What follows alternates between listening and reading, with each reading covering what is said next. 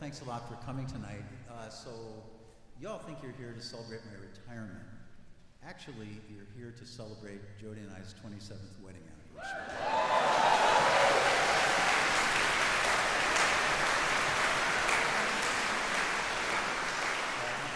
Honey, I'll make it up to you, I promise. So, I guess, in choosing music for tonight, I would suspect that folks probably are thinking, well, these are his favorite pieces, blah, blah, blah. Not necessarily. They have more kind of oblique intersections with my life in music and the University of Washington and whatnot. So I thought we'd talk about that, but I just wanted you to know, first of all, that your programs have a scan thing, a code, QR. And look, at our concerts, if you read your QR codes, that's totally fine with us. We don't care. I wrote 18 pages of program notes. And there will be a test at the end. So make sure you're glued on those program notes. So I wanted to talk to you about what you just heard a little bit, and why did we choose Cindy McT? Well, if Cindy McT would not exist, okay, here's the question, the riddle of the night. Cindy McT would not exist without the University of Washington band program. Why? Because her parents met in the University of Washington over in the School of Music. True story. And Cindy's a great composer who's had her works played and premiered by all the major orchestras and the best college wind ensembles. And she has a crazy hobby. She likes to drive really fast. So she has like premium BMWs, and she's one of these kind of characters that goes to the race course and whips in and out of the pylons and fishtails and stuff like that. She's like 5 years older than I am. I mean, she's just into it. She's a great human being and was born and raised here in Eatonville. Went to PLU as an undergrad, got her doctorate and whatnot, and then taught at the University of North Texas, one of our premier college music programs in the United States, second biggest one in the United States. And she's become a really dear friend. Just a really quick story. We premiered 2 pieces of hers. This one you just heard in Benaroya Hall, 2006. The Seattle Symphony invited us to play down there 4 times, in actual fact, over the years, and we premiered the piece you just heard. And then another time we played at a College Band Directors National Convention, not a national, a regional convention, West and Northwest divisions, University of Nevada, Reno. This was the first time I met her live. Okay, I had a terrible cold, never forget it. And so we played the thing, room full of college band directors, right? And so what you do when you premiere a piece of music as a conductor is you turn around and you acknowledge the composer. And sometimes, oftentimes, they'll come down, right, to meet you.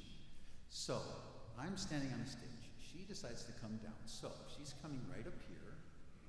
This is the orchestra pit, which is covered, unbeknownst to me, by super duper flimsy plywood. So I stepped down on that plywood and I caught myself and kept from dying a horrible death. So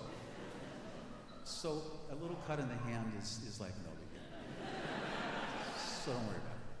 All right, the next piece we're going to play is actually a pretty short concert, and whatever you do, I just want to say this early on, don't leave at halftime, whatever you do at intermission. Make sure you stay for the one night band. Just you don't want to miss it. But anyway, the second thing we're going to do, we have played all these years, and I've done this with all the groups I've ever taught. We've played Bach chorales as a means of generating ensemble sound, teaching people how to listen, how to tune, how to play with great color, et cetera, et cetera. So you do something so long, it gets tiring, I don't care what it is. And I've long held fascination for Russian choral tradition, and which was fostered by a trip in 1993 when I went to Russia, and it was nuts what happened there. It was crazy, everything I could tell you about buying tickets from the Russian mafia to see the Kirov Ballet, about going out with the Moscow Symphony low brass section. Never do that. This is the God's truth. The last time in my life I drank hard alcohol. 1993 in Moscow, because it was not good. But this was after the coup, after the Soviet Union began to crumble.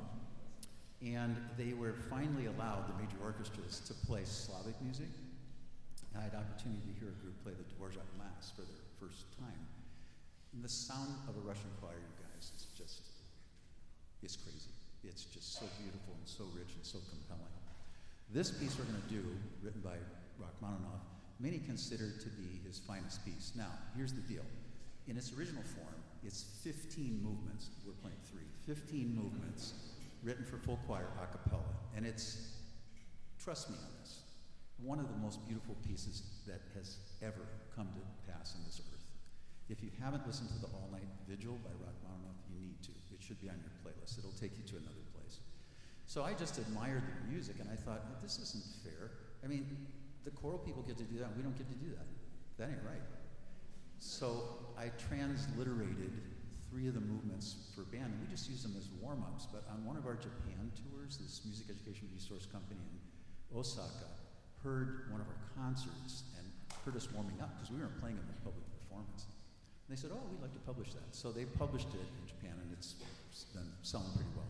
And we've done it all this time.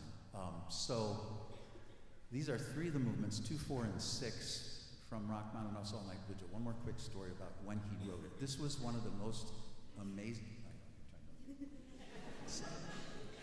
Watch, I'll show you something. I'll show you what we've worked out.